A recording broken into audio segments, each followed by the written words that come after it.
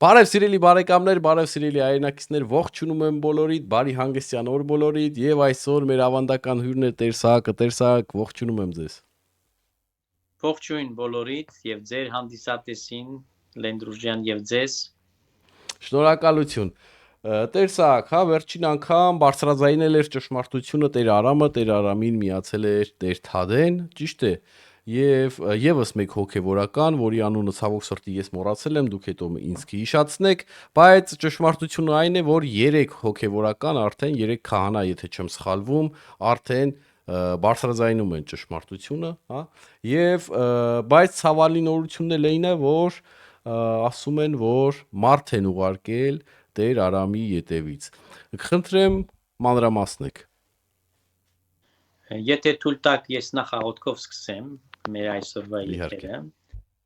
եւ դրանից հետո կսկսեմ պատասխանել ձեր հարցերին։ Օրհնյալ Տեր մեր Հիսուս Քրիստոս ամեն, ըսգործը ձերած մերոց ուղիղ արայմես Տեր եւ զգործը ձերած մերոց հաջողյա մեզ։ Փառքոր եւ օրդվո եւ օգուին սրբո այժմ եւ միջիվավիտյանը սավետենից ամեն դուր ինձ իմաստությունս բարիս խորհել եւ խոսել եւ գործել առաջիկո ամենայն ժամ իջար խորհրդոցի բանի տիվի գործոց փրկյազիս եւ ողորմյա կորարածոց եւ ինձ բազմամեղիս ամեն Ամեն։ Ուրեմն ինչպես դուք ասեցիք այո այս վերջի շրջանի մեջ որովհետեւ եկեք չմոռանանք որ այս ամենի մասին նախ եւ առաջ բարձրաձայնել եմ ես ձեր խոնարհծարան 86 թվականից դեռևս ճանաչելով Կտրիչ Ներսիսյանին, երբ որ նա դեռ նորաթուխ եպիսկոպոս էր 3 տարեկան, որովհետև 83 թվականին ձեռնադրվեց, գիտեք, Վլադիմիր Անդրոպովներ են ժամանակ, KGB-ի սովետական միության ղեկավարը, որ դարձավ գլխավոր քարտուղար, իհարկե դուք երիտասարդ եք այդ բանը կարողա չհիշեք, բայց բոլոր պարագաներում ես կուզեմ դա ընդգծել, ինչ խայտարակ ժամանակներն էին, եւ ահավասիկ ես ճանաչելով այս մարդուն, լինելով դեռ շատ երիտասարդ, ես սկսեցի հիասթափվել իր մեջ, որովհետեւ սկզբից իհարկե ես չգիտեի, ես կարծում էի նա լուրջ հոգեվորական է, հավատացյալ անձ է, բայց բանից պարզվեց ոչ թե միայն դատակ դհոլ է, անկիրթ մի անձնավորություն, նաեւ բացարձակ Աստծուց հեռու, անհավատ, անաստված, սրբապիղծ, մամոնայի մեռած եւ ամենակարևորը մի անփարոյական մի անձնավորություն, որը ամեն ինչին ընդունակետ միայն թե իր նպատակներին հասնելու համար, այսինքն նպատակը իրեն համար դա է այդ կյանքի կրեդոն, արդարացնում է բոլոր միջոցները արդարացնում են իր դրված նպատակը։ Ես եղել եմ այն քահանա հայրերից, կներեք, որ ինձնից եմ սկսում, որովհետև դուք նշեցիք, դա իմ հոգևոր կրտսեր եղբայրներն են այդ 3 անձեր ում մասին պետք է խոսեմ։ Բայց լինելով քահանահայր, ես ինքս դեմ եմ կանգնել ընտրությանը, գիտեք, 99 թվականին հոկտեմբերի 27-ին եղավ այդ չարաբաստիկ կեղծված ընտրությունը եւ քանի որ օրվա իշխանությունը ոչ միայն կաշառված էր, նաեւ իր ամբողջ զորությամբ գործեց պետական մեքենան դնելով ուրեմն այս ամենի համար, որպեսզի բոլոր ջանքերը գործադրեց, որպեսզի մտնեն եւ այս եկեղեցական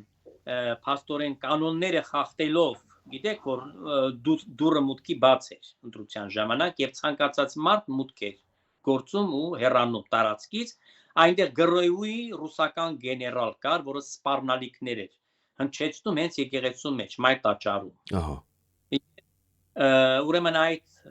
ահավոր մթնոլորտի մեջ ընտրվեց ճակերտավոր, այսպես ասած անվանենք,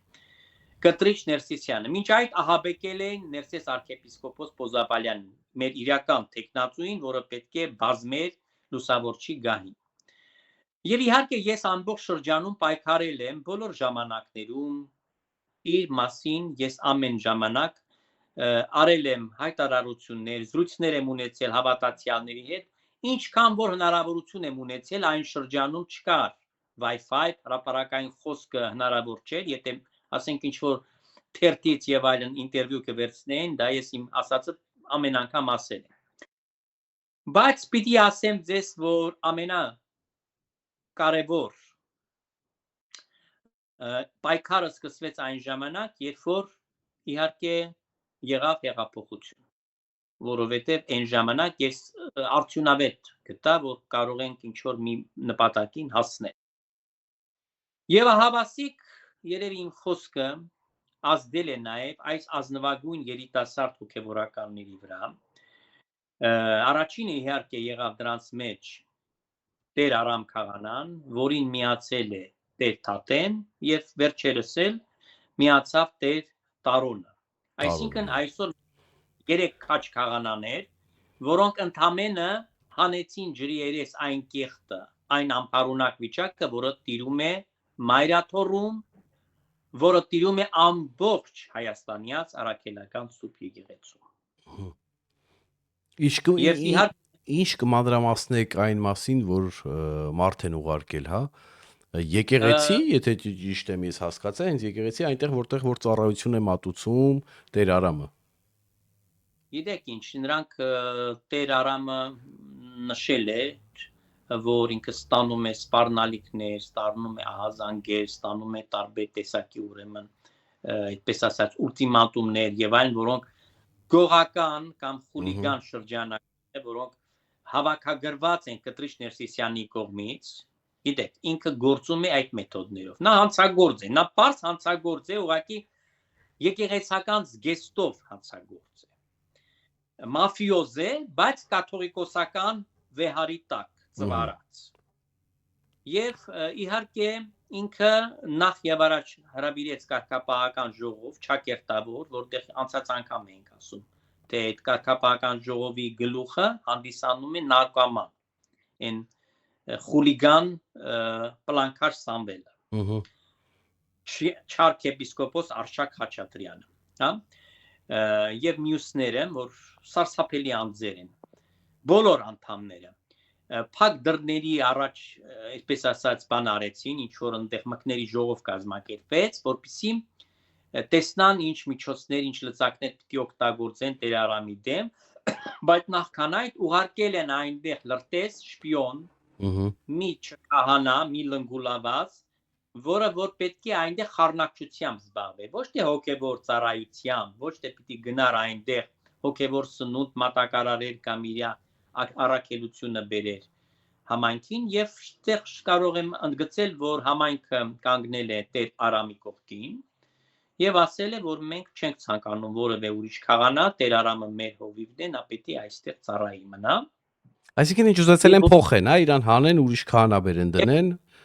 Մարդ որ տակը քանդեն, պարշի։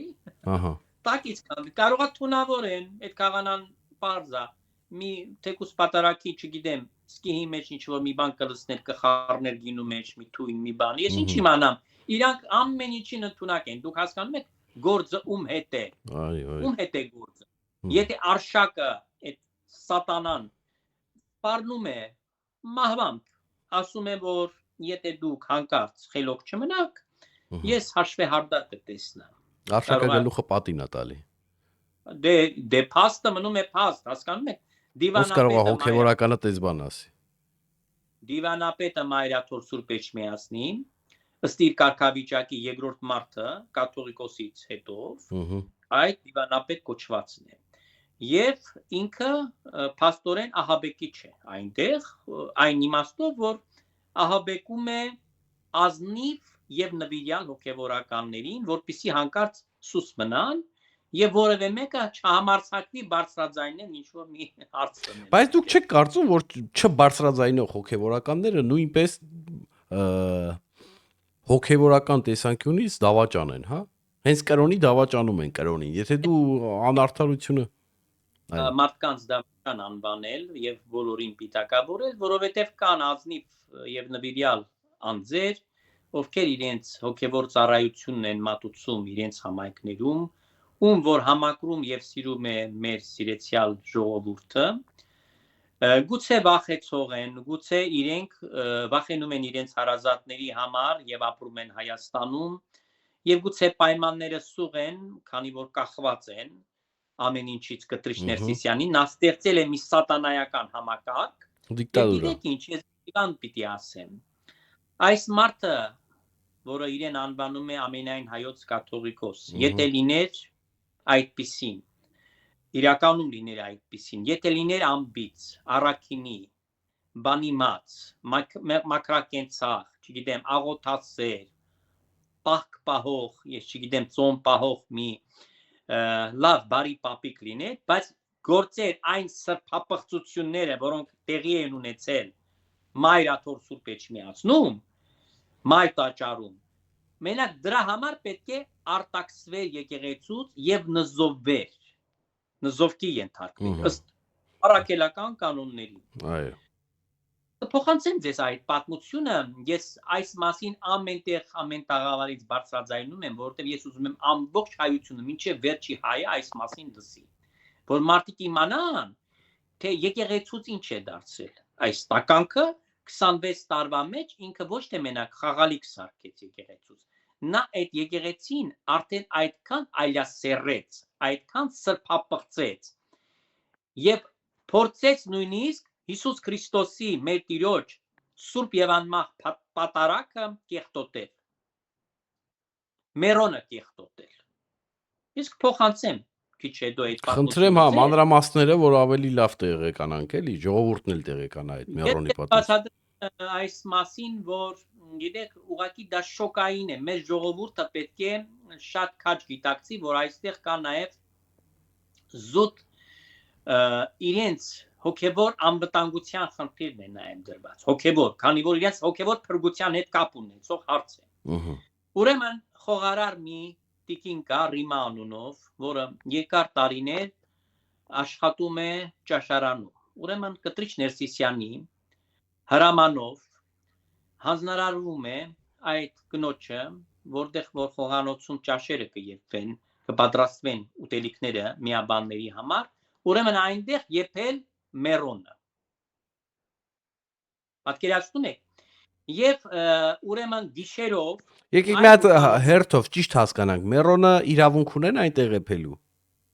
Ոչ, Մերոնը ընդհանրապես, գիտեք ոնց է պատրաստում, սա իր ձևը ունի։ Ոնց է պատրաստվում։ Խնդրում եմ մանրամասնեք, որ մենք բոլորս ճիշտ հասկանանք իմաստը։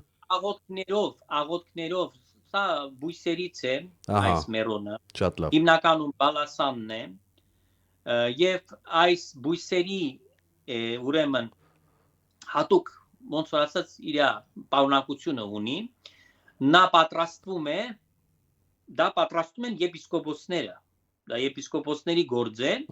բայց միայն ու միայն Մերոն է դառնում, երբ որ օրտնվում է արարողությամբ, հանդիսավոր արարողությամբ, այնտեղ գիտեք սրբություններ են դիպչում, Գրիգոր Լուսավոր Չիաչը եւ սրբությունները ինքն եռում է, ինքն է սկսում եռալ, աղոթքով, Սուրբ Հոգու ներգործությամբ, ճաշ չի որ տանես խոհանոցում կնոջը, գիտեք նույնիսկ Սարգսակը իրավունք չունի թփնալ Մերոնին, միայն կարող է Մերոնի տուփը, աղավնին կամ բտնոցը կամ ինչ որ մի ամանի մեջ լցված լինի Մերոն, այդ Մերոնը տալ քահանայի ձեռքին։ Նույնիսկ քահանաները եպիսկոպոսներից են դա ստանում այդ Միրոնը։ Եվ տեսեք ինչ է կատարվել։ Ուսանողները, երբ որ Ռիման եփել պատրաստել են, Բա Ռիման ոնց է պատրաստել։ Մի հատ ուզում եմ սաղ մանրամասներով եթանք։ Եթե Մերոնը պատրաստվում է հոգևորականների։ 1 րոպե, 1 վայրկյան։ Եթե պատրաստվում է հոգևորականներով, բարձրաստիճան հոգևորականներով, աղոթքներով, հատուկ բույսերով, հա, ինչպես դուք ասեցիք, բա համի Ռիման այդ ոնց է սարքե, ինչ արե խոհանոցում։ Խոհանոցում իրան ասել են ինչ պիտի խառնի, ինչ պիտի խառնի։ Բաղադրատոմս։ Բայց առանց իհարկե աղոթքների, առանց որևէ բանի կրակի վրա է բացրել է։ Այդպես էլ կլինի, բայց դա արդեն Մերոն չի կարող կոչվել, հասկանում եք։ Ասել են բռնի էսի խառնի իրար այսքան չափսով։ Որ պետք է տվել են իր ձեռքն են տվել այդ սա բաները։ Ինքը դա։ Շատ լավ։ Մի հատ Մեկ վարկյան, այո։ Մի հատ ես ուզում եմ ասեմ, որ այս հավելյալով, որ մենք զրուցում ենք, որ ես խոսում եմ կամ դուք խոսում եք, հա, որ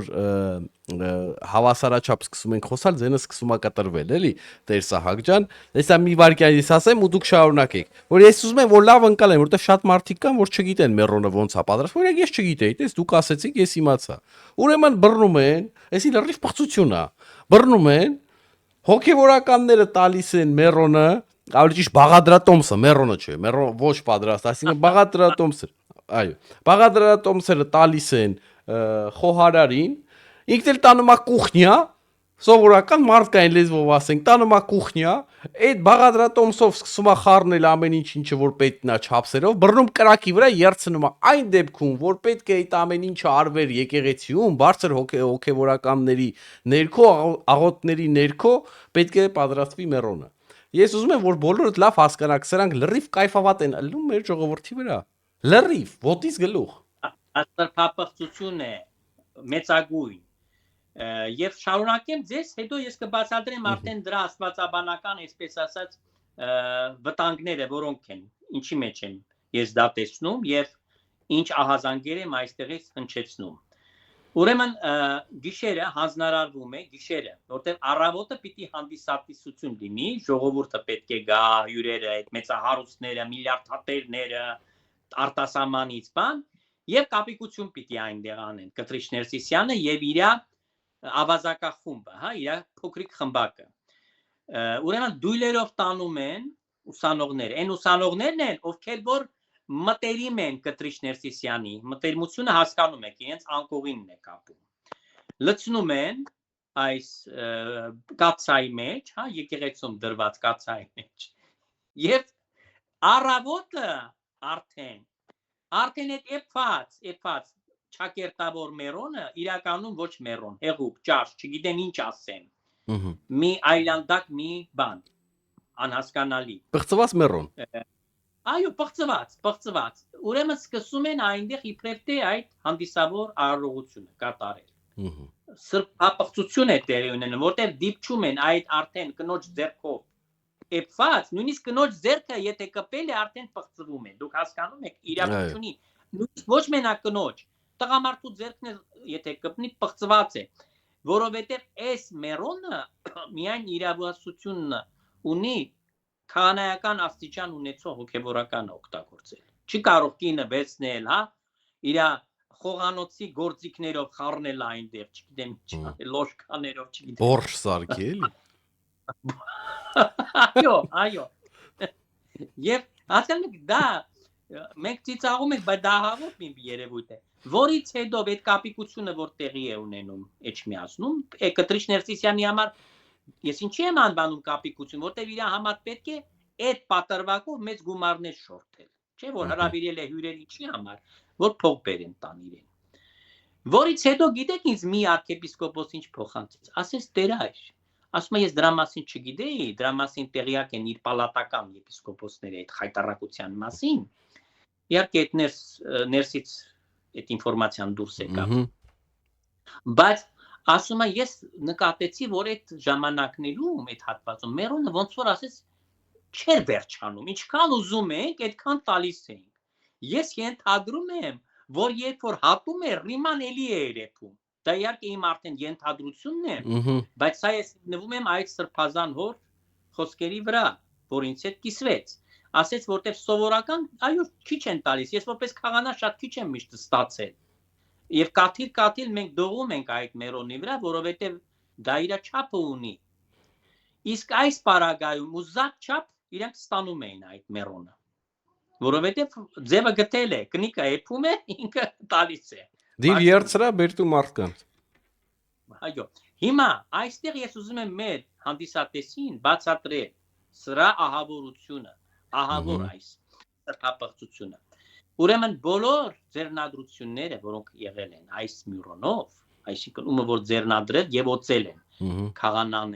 քահանաներին, հա, ամուսնացյալ տեկուսակրոն, եպիսկոպոսներին, հա, այս բոլոր մարդիկ փաստորեն ֆեյք հոգևորականներ են։ Ես չեմ կարող դա համարել օրինական, կանոնական ձեռնադրություն, որովհետև մերոնը fake մերոն է, բրծված է։ Ուրեմն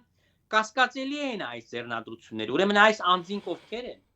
Արդյոք նրանք ստացել են Սուրբ Հոգու իշխանությունը, եթե հենց Սուրբ Հոգու խորհրդանիշն է Մյուրոնը։ Երկրորդը, մկրտությունները, դուք տեսեք, որ այս շրջանում քանի հազարավոր հայ որդիներ, տասնյակ հազարներով մկրտվել են, չէ՞։ Եվ ուրեմն ըստ այդմ դրանց մկրտությունը անվավեր կարող է ճանաչվել, որովհետև նրանց ճակատին դրոշմվել են դրանք, մկրտության խորհուրդը պարունակում է իր հետ երկու խորհուրդներ, մկրտություն եւ դրոշմ։ Այդ դրոշմի խորհուրդը կեղծ է եղել։ Բանա այդ մարդիկ ոնց իմանան ճիշտ են մկրտվել թե չէ։ Հիմա տեսեք ինչ կատարվեց։ Այո, հիմա ահավոր վիճակ է, սիրելիներ։ Ահավոր վիճակ է այս իմաստով եւ իհարկե դա շատ լուրջ ուսումնասիրության եւ կարծում եմ դա հատուկ ժողով պետք է դրա համար գումարվի։ Պետք է ճշտվեն այդ շրջանում բոլոր մկրտվածները, որոնք ձեռնադրվել են այդ շրջանում հոգեվորականները։ Դա շատ լուրջ խնդիր է։ Բացի դրանից դուք գիտեք, որ հունվարի 6-ին Հայաստանյաց եկեղեցին նոր տոմարով նշում է Քրիստոսի ծնունդը եւ մկրտությունը միաժամանակ։ Ուրեմն մկրտության արարողության ժամանակ, երբ որ քավորը լինում է, հա, իրանց համար կարևորը քավորը լինի լավ փող տա։ Քանի անգամ տաշիրի սամոն էր քավորը, դա հիշենք։ Ուրեմն այդ ջուրը վերջում մյուրոնով է օրտնվում։ Ոչ մենակ խաչով ավետարանով, այս սրբալույս մյուրոնով։ Հիմա Ռիմայի ճաշով պիտի երկեի։ Այո, Ռիմայի եփած ճաշով։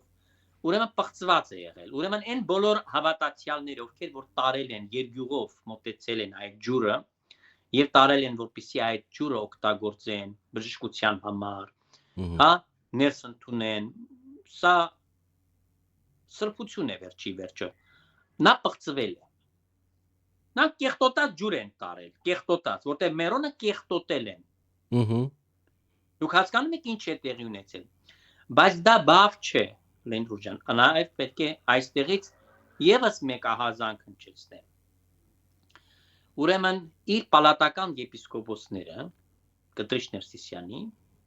հանդգնել են այն բանի, որ արել են մեկի դուրը գինու համը չի եկել, կոկակոլայով պատարակ է արել։ Այսինքն գինու փոխարեն,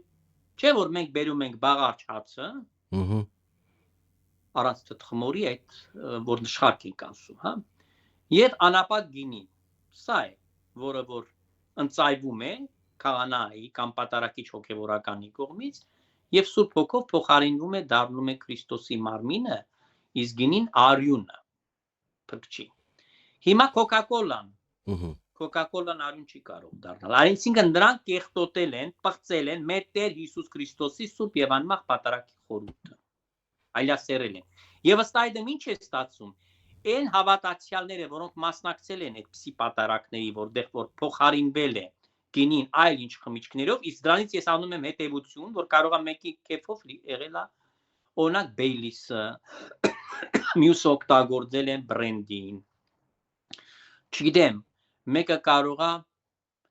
բան է ինչ որ մարտինի կամ ինչ որ մի այլ խմիչք է օգտագործել վիսկի այդ դեպքում արյունը չէ Քրիստոսի, ուրեմն կեղտոտել են դա, ուրեմն թողություն եւ քավություն մեղքերի չի եղել, Քրիստոս չի պատարակվել եւ ըստ այդմ ինչ էր այդ պատարակը, Աստծունն էր, իհարկե ոչ, Աստծուն չի կարող վերջ, ուրեմն տեսեք, սա մեծագույն խնդիր է, մենակ դրա համար Կտրիշ Ներսիսյանի եւ իր այդ լնգուլավազները, որ մասնակից են այս ոչռագործությանը, հոգեվոր, նրանք պետք է արտաքսվեն մայր եկեղեցուց եւ իրենց հարցը պիտի դրվի կարգապահական ժողովի, այլ ոչ թե ազնվագույն քահանաների, որոնք բարձրաձայնում են նման կեղտոտությունները, որոնք տեղի են ունենում եկեղեցու մեջ։ Այո։ Եվ այսպես։ Այո։ Հիմա ես ուզում եմ, որ դուք մանրամասնեք, թե ինչ այնով էր այն մարդը, որ գնացել էր առաջին ալիք, ճիշտ ասած, ինքը ոնց որ Սևանից էր, ես տենց էլ չկարողացա մանրամասնել այդ մարդը ով էր, ասում էր, որ ինքը ծառայել է կտրիչի մոտ եւ գիտեք ինչ էր այնտեղ ասում էր, որ ինքը դաստիարակում էր նոր եկած հա երեխեքին, որ պետք է հետագայում դառնան հոգեվորական եւ ստիպում էր, որ ամեն տարի մի քանի երեխու անպայման դուս թողնել, որտեվ դա վախ էր տարածում մնացած երեխեքի մեջ, հա, այսինքն կտրել էլի, ոնց են ճիշտ ասում։ Ոնց են ոնց են ունիվերսիտետից դուրս թողնում։ Այդ էր պատմում։ Ես չգիտեմ, դուք տեսել եք այդ նորությունը։ Ես չեմ տեսել, բայց այդ մարդուց ամեն ինչ սպասելի է։ Իսկ դրա մասին տեղեկություններ ունեք, որ ինքը երեխեքին ինա դու սա ասես միտմամբ դուրս էր շպրտում։ Արկավակներ, ես դա չգիտեմ, դա դուք ինձ պատմեցիք։ Ամեն ինչ ես չեմ կարող իմանալ, բայց գիտեմ հստակ, որ երիտասարդները, որոնք ուսանել են, ավարտել են Գևորգյան ճեմարանը եւ սարկավակական աստիճանը ստացել են, նրանք դուրս են մնացել, կամ իրենց կամքով են դուրս եկել, կամ դրանց դուրս են շպրտել եկեղեցուց, երբ որ հրաժարվել են Կտրիչ Ներսիսյանի անկողին մտնեն, երբ որ հրաժարվել են իրա հլուհնազանդ խաղալիքը կամակատարը դառնալ, երբ որ հրաժարվել են Հիսուս Քրիստոսի թշնամիները լինել, որովհետև ինքը այդպիսի հրամաններ է տալիս, այդպիսի սրբապղծություններ է գործում, եւ եթե ուզում է ուրիշներին էլ դարձնի այդ սրբապղծության մասնակից, կան չէ ազնիվ նվիրյալ հավատավոր։ Գիտեք ինչն է ստեղ բանը, որ այդ մարդու պատմությունից լսելուց հետո այնպիսի տպավորություններ են մաֆիոզները ոնց ալնում, ասում են արի ես երկուսին գյուլենք, որ այն 5 խելոք արդեն վախից խելոք մնան, հա։ Հիմի դրան համար մի բան ասում, եկեք տարեկան էս 2-3-ին անպայման պետքա դուրս թողնեք, հա, ոնց են կոչում, մի հատ ճիշտ կասեք հոգեվորականների կրթվելու վայրը փոքր ժամանակից ոնց են կոչվում։ Ճեմարան։ Ճեմարանից եկեք դուրս թողնենք անպայման, դա ոնց որ սենց օրենք է, որ ամեն տարի այսքան երեխա պետքա դուրս թողնես դու։ Դուրս թողնես, եթե դու հրաժարվում ես դուրս թողնես իրանց, հա, կդրես, ուրեմն դու անելիք չունես այդտեղ։ Ուրեմն դու վատ հոգևոր դաս տվող ես, դասատու, հա, շատ վատն ես, հա, պետքա դու գնաս։ Հիմա այս պատկերն է, դու պետքա մաֆիոզի պես, հա, սպանես, վախացնես, որ այն 5 հատը խելոք մնան, որ ծառայեն քեզի խելոք, ակաժները կախ, ծառայեն միջև կյանքի վերջ։ Այո, դա իր ձեռագիրն է, նա հրեշ է, նա վատություն անելու, մարդուն ցավացնելու, չգիտեմ, որևէ մի կեղտոտ գործի համար կանգնած է, պատրաստ է, առաջնագծում է։ Նա մարդ չէ, ես ասում եմ, եթե դուք հետևեք իր մարդկային որակներին, Կտրիչ Ներսիսյանը, նա ընդհանրապես որևէ մարդկային որևէ չեմ ասում արդեն բարոյական կամ քրիստոնեական առավել եւս այդ հատկանիշներից զուրկ է։ Այո, նա մարդու կերպար ունի, բայց ես չգիտեմ իսկապես իր դենթեի մեջ մարդկություն կա, թե ինչ-որ մի գազան է, չգիտեմ, կամ Աստված ոչ անի դիվային ուժ։ Նա ոչ գազան է, ոչ դիվային ուժ է, նա պրոստը ուրիշ երկրի ինձ համար, սա իմ կարծիքն է, ուրիշ երկրի հատուկ ծառայության աշխատակից է, որ աշխատում է Հայաստանի դեմ եւ ամեն ինչ անում է կազմաքանդել Հայաստանը։ Եվ Հայաստանը կազմաքանդելու համար ինքը պետք է հենց առաջինը թույլատնի հոգեվոր կյանքը, շատ լավ իմանալով, որ հայ ժողովուրդը շատ կապված է եկեղեցու հետ, քանի որ եկեղեցին իր ինքնությունն է։ Եվ այս մարդիկ ընդամենը այսինքն այս մարդիկ 1 վայրկյան էլ ընդամենը չեն կորցրել, որ հայոց եկեղեցին, հա, զրոյացնեն։ Այ իսկական եկեղեցու թշնամիները իրանք են, ոչ թե այն մարդիկ, ովքեր բարձրաձայնում են, էլ հատուկ ասեմ, որ գարձին ասում են, այս բլոգերը մեր եկեղեցու դեմ է այլ է։ Ոտերս ուտեք, եթե ես եկեղեցու դեմ եմ, էլ բա դուք ինչ եք արել։ Խնդրեմ, եթե բան ունեք ավելացնելու։ Իրենք այդպիսի մարդիկ, նրանք պատվերով են աշխատում եւ իրենք այդ աբրակադաբրան կրկնում են միայն մի բանի համար, որ մոլորության մեջ գցեն հասարակությունը, բայց փառք Աստծո արդեն արթնացել է հայ հասարակությունը, առողջացել է, արդեն սկսել է մտածել Այո։ եւ իրեն հարցեր է տալիս։ Եվ բնականաբար սիրելիներ, ու պատկերացրեք, որ սա միանգամից չեղավ։ Եղել են ժամանակներ, որ շատ դժվար ընկալում էր մարդը, որը որ հեռու է հոգևոր ասպարեզից, եւ նույնիսկ ոմանք կային, որոնք չէին հավատում կամ կասկածանքով էին այդպես բաներ լսում, ստեղ ոչ բամբասանքի, ոչ էլ ինչ որ մի մեկին զրպարտելու կամ ինչ որ մեկին նկատմամբ ինչ որ մի այլ եւ այլ բաներ չասելու հարթակ է։ Սա ճշմարտության, սրբության եւ արդարության հետևելու եւ այս հարթակից ահազանգը հնչեցնելու հարթակ է։ Քանի որ ինքն մեր Տեր Հիսուս Քրիստոսը լերան քարոզում ասում է Երանի նրանց, ովքեր որ սրտով մաքուր են, որովհետև նրանք Աստծուն պետք է տեսնան։ Այո,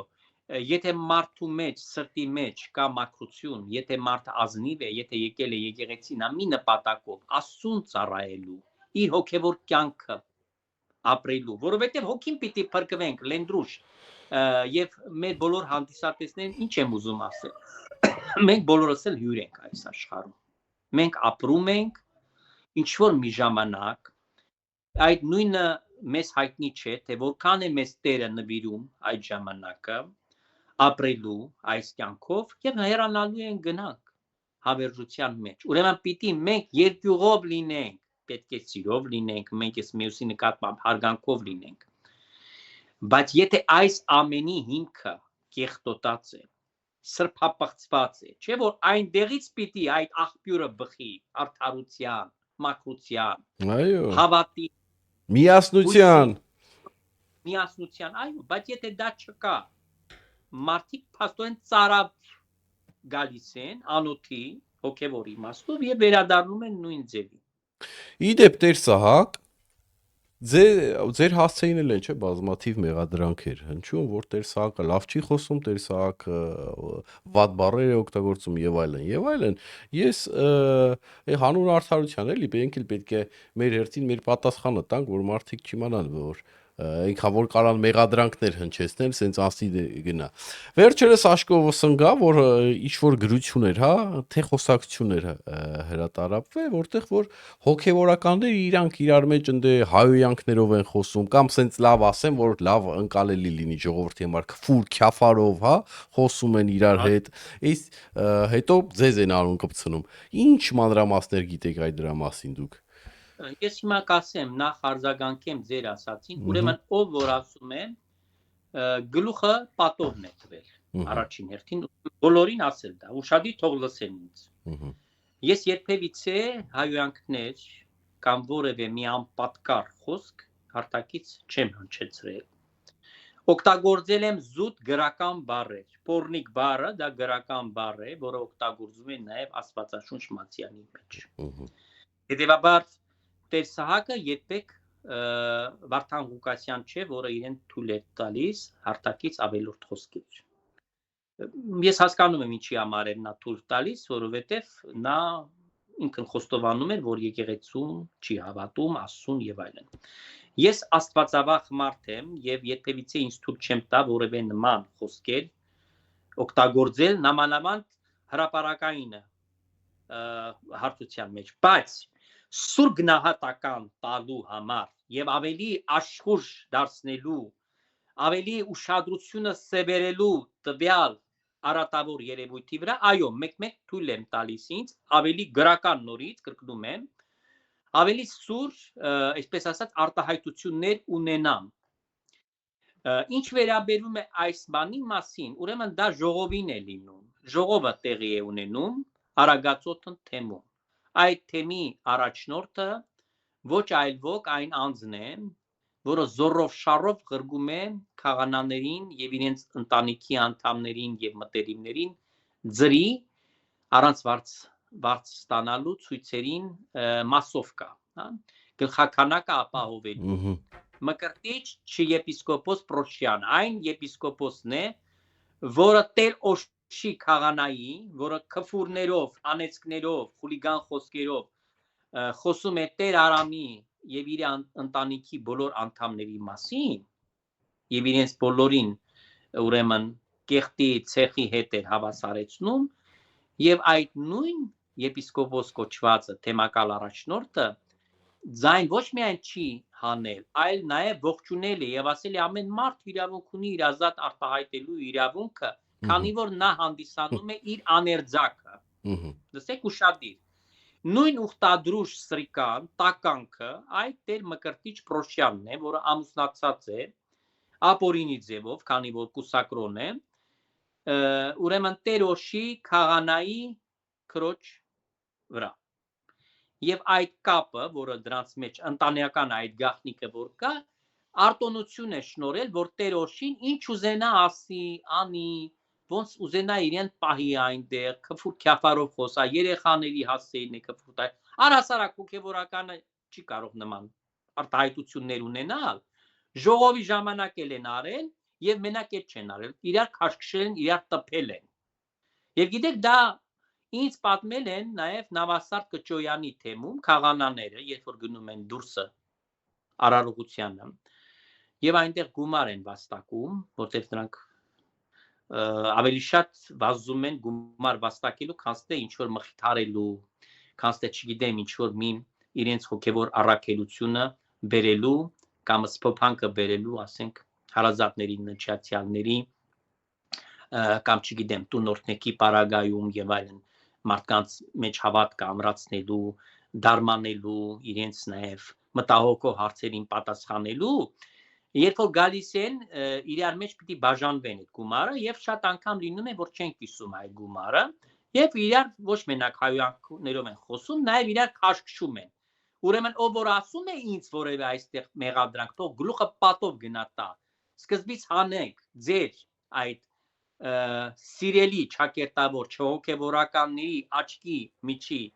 գերանը նոր իմփուշը փնտրեցեք։ Կամ եթե դուք ռոզվի ակնոցներով եք եւ չեք տեսնում իրականությունը, եւ այսքան վաղ տաշկերներդ փակ գնացել եք մեր Սուրբ եկեղեցին եւ գումարով ինչ որ արարողություններ եք կատարել եւ ձեր համար դա նորմալ է, հա նորմալ, Աստծուն հավատող մարդու համար դա աննորմալ է։ Հա, եթե դուք գցենք այդ չափանիշի մարդիկ կան, որ այդ չափանիշի չեն։ Ասենք դուք ձեր չափանիշով, հա, ձեր արշինով տես խոսք կա, չէ՞, մտածում եմ դու քո արշինով մնացածին մի չափի։ Եթե քո արշինը այդքան ցածր է, մնա այդ ցածրության վրա։ Մի փորձի ուրիշներին ցածրացնես։ Հակառակը, փորձի, որ դու բարձրանաս, այդ արշինի վրա չմնաս։ Իմ հարցերը ավարտվեցին, Տեր Սահակ ջան, եթե դուք վերջնական խոսք ունեք, խնդրեմ։ Ես մտածում եմ մեր ժողովուրդը այսօր պետք է շատ կարևորի հոգևոր կյանքը։ Եվ դա է մեր ցանկությունը, որպեսզի մաքրենք եկեղեցին ախտոտ այս մարդկանցից, այդ փոքրիկ խմբակից եւ կտրիչ Ներսիսյանից, որոնք հանդիսանում են խանգարող հանգամանքը ձեր հոգևոր փրկության։ Այսինքն ամեն մարդը, ով որ վերստին ծնվում է եկեղեցում, ով որ սկսում է հարատևել քրիստոնեական կյանքով ապրել, նա պետք է մտածի իր հոգևոր փրկության մասին, պետք է մտածի իր մահվան օրվան մասին։ Գիտեք, ասում են սուրբերը, մահվան հիշատակը դա լավագույն դեղամիջոցն է հոգիներու փրկության համար։ Ուստի մենք պետք է ձեզ հետ գիտակցենք, եկեղեցին այն վայրն է, ուր որ մարդիկ կերտվեն իբրև քրիստոնյաներ, կդաստիարակվեն, կկոպվեն, որպեսզի պայքարը տանեն, քանի որ ամեն մի քրիստոնյան նա զինվոր է այս աշխարհում մեղքի եւ սատանայի դեմ պայքարի մեջ։ Եվ ահավասիկ այսքան բանը ես իմ հայրական խոսքը բերում եմ եւ խնդրում եմ մեր ժողովրդին միանալ այս սրբազան պայքարին, իրական սրբազան պայքարը սա է, մաքրել մայրաթորը տականքներից, խաչագողներից, սրբապիղծներից, այժմ եւ միշտ եւ ավիտյանս հավիտենից ամեն։ Ամեն։ Մեր հյուրն էր Տեր Սահակը։ Ստեսություն, հաջողություն։ Հաջողություն բոլորին։